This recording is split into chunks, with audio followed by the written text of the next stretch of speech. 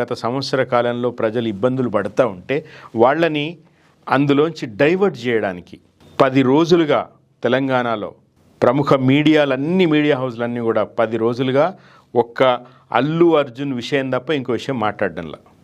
నిన్నటికి నిన్న కుమ్రంభీం ఆసిఫాబాద్ జిల్లాలో ఒక గురుకుల విద్యార్థిని చనిపోయింది, మొన్న కూడా చనిపోయింది.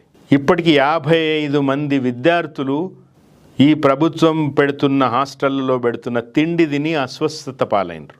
మామూలుగా అన్నమో రామచంద్ర అంటారు, నీ అన్నం మాకొద్దు రామచంద్ర, నువ్వు అన్నం పెడితే చచ్చిపోతున్నావు అనే పరిస్థితి ఈరోజు రేవంత్ రెడ్డి గారు మీకు వేస్తూ ఉన్నారు గురుకులాల్లోని విద్యార్థులు.